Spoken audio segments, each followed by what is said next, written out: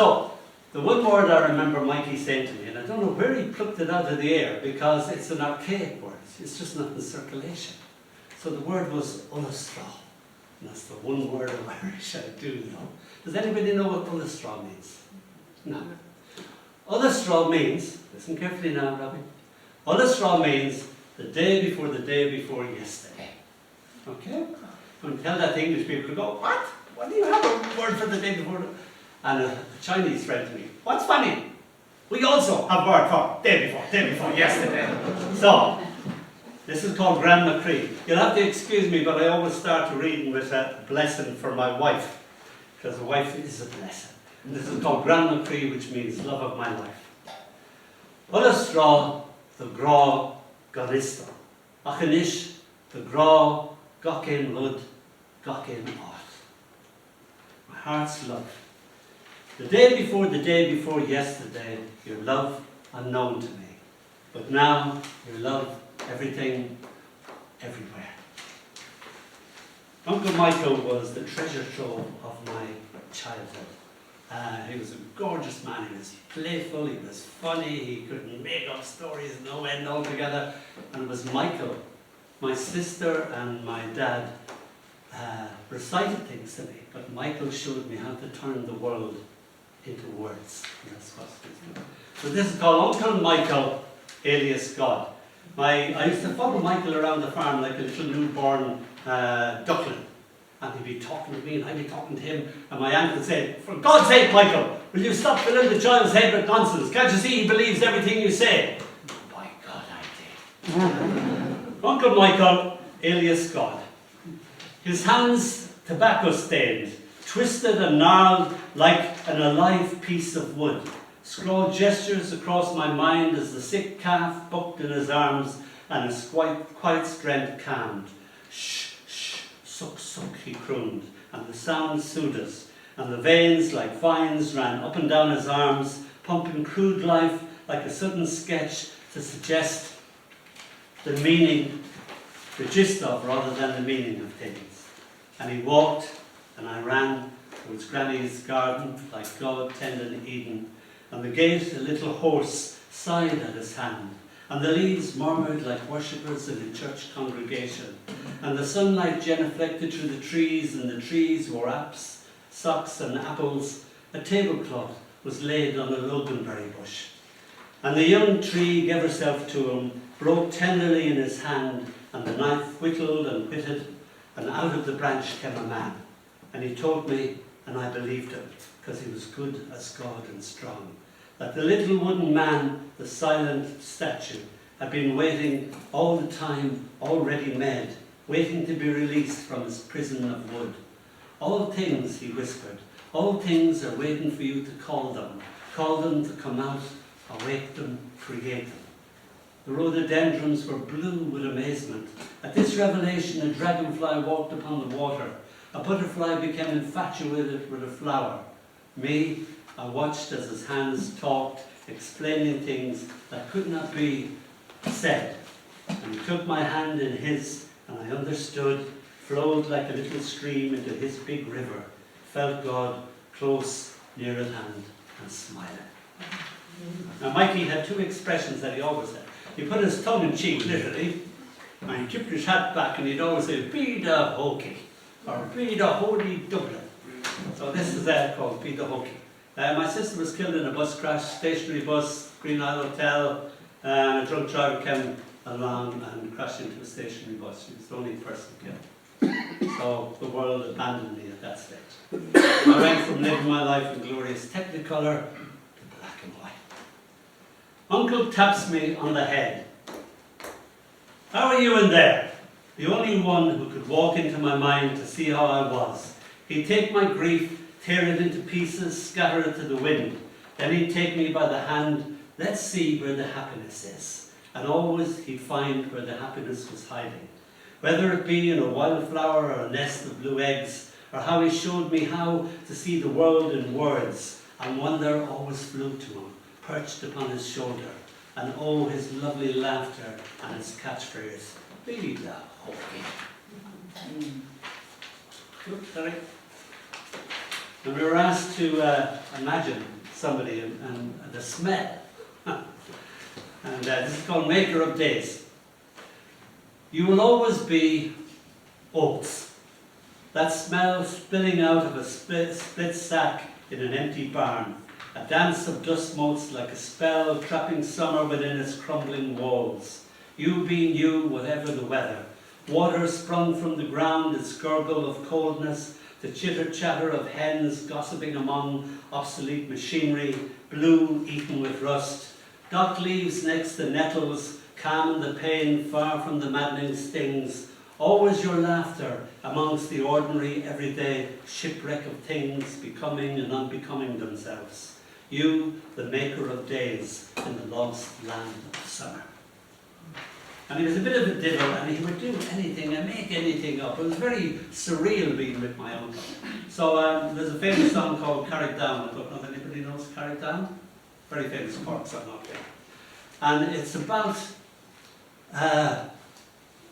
the field at the bottom of our farms, the old Bui.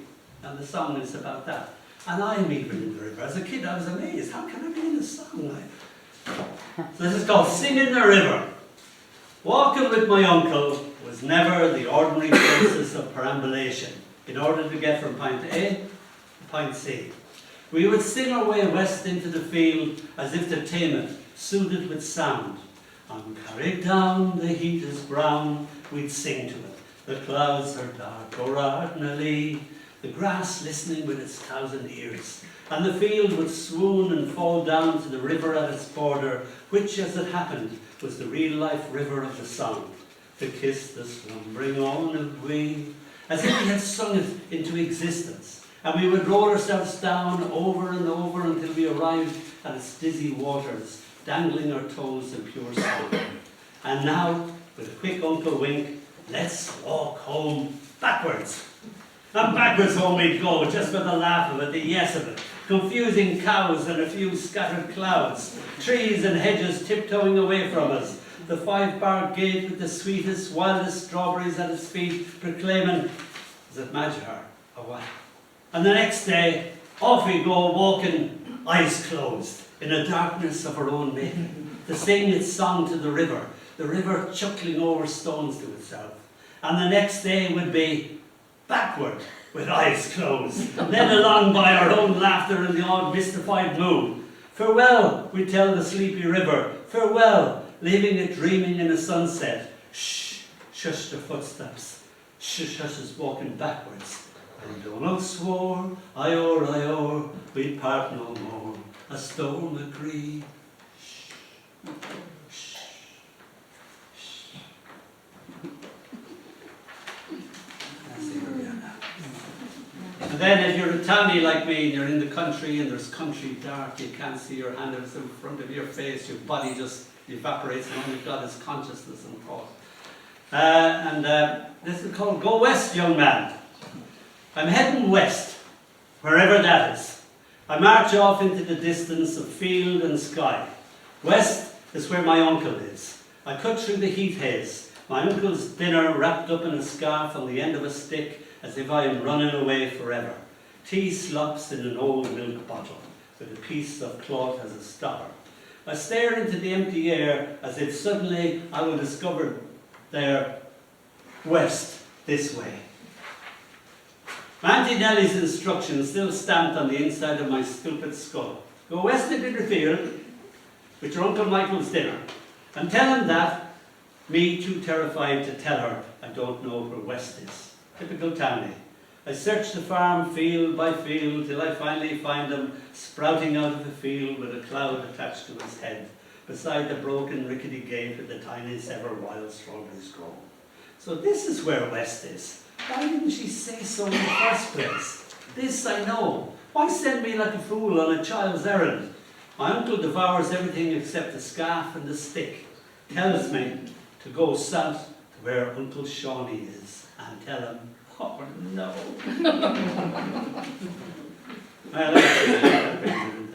This is about my other uncle, my Uncle Shawnee, who gets eclipsed by Uncle Michael because Uncle Michael was so established.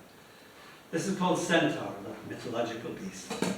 Hiding in the hay, me, a terrified little boy, and my uncle, like a terrified little boy. The voices in his head tell him to be afraid of all strangers' changes. He's been like this since the day his dad, my unknown grandfather, died.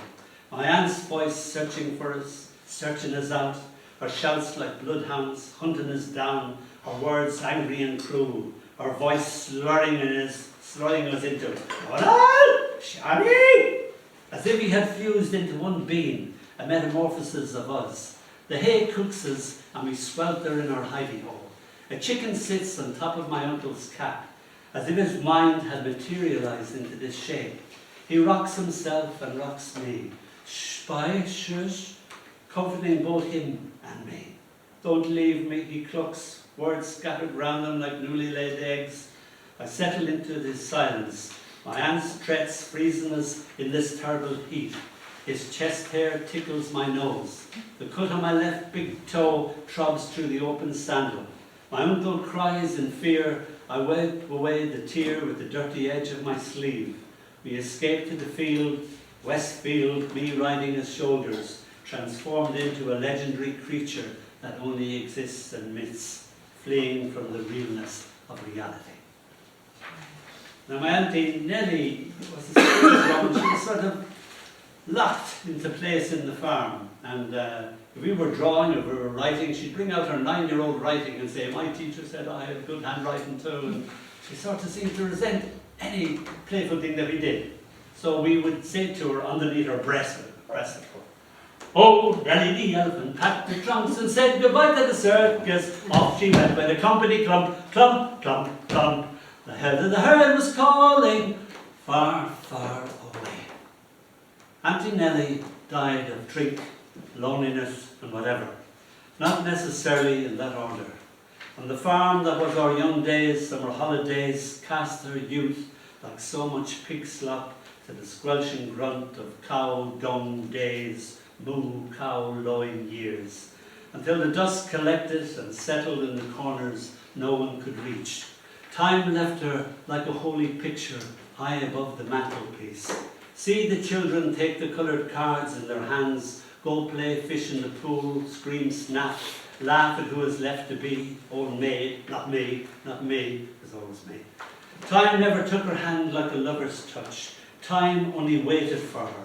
In her loneliness she read and reread and lived on Aldous Huxley's island. She said, this said everything. Years later, when she reads like a fictional character in someone's story and time no more mattered, I travelled to her island and touched her loneliness, felt her longing. Auntie Nellie died of drink, loneliness and whatever, not necessarily in that order. Said goodbye to the circus, going far, far away. This is still Auntie Nellie. This is sad Valentine's for breakfast. Oh my, how Red Cock struts, thinks he's a sultan, striding in and out among his harem-scarum hens, talking to themselves like some lost, senile, sentimental souls. Foolish fowl, they lay eggs for gentlemen and kids on long hot summer holidays. They hide their eggs like broken hearts, like old love letter secrets, safe in unseen places. But see Auntie Nellie, willy-nilly as a fox, stalked the chickens and exposed them, cruel as the news of the world. See her raid the haystacks, backseat of the old car, rain rusting machinery, her apron pregnant and precious with the warm and brown gift of eggs. Red cock crows loud against the morning marigolds, while children's voices babble sleepily into wider wakefulness. Love letter secrets staining their lips, sad valentines for breakfast. This is my granny, who was almost blind by the time I knew her. So, the only Eden. Granny, unable to see, would build me touch by touch with her blind fingertips, search for the face she would create.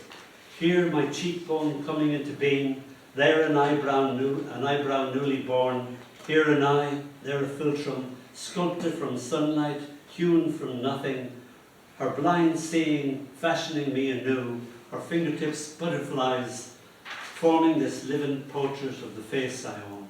Her fingers feeling for each nuance, each tone, the music of me plucked from thin air. One moment I am not, then I am all there. I made all the more real, more realer than I could ever be, emerging from her fingertips as if I were God's Adam, and this her tiny garden in only Eden. It's called The Pathway of Her Song. Granny's garden, she's in there somewhere, only her song visible, camouflaged by her ripening gooseberries. Granny sings to the summer.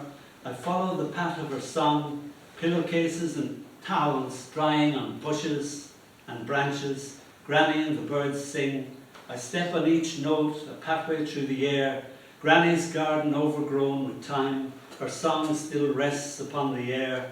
Granny's garden, she's in there somewhere, hidden by death. I step upon each note, still following the pathway of her song. This is called The Fox, the Whale, and the Wardrobe. When my sister died, I was lost in the world. I hide from the world, I hide from your death, hide in my auntie's wardrobe, gather the darkness about me, dissolve into the nothingness I have become.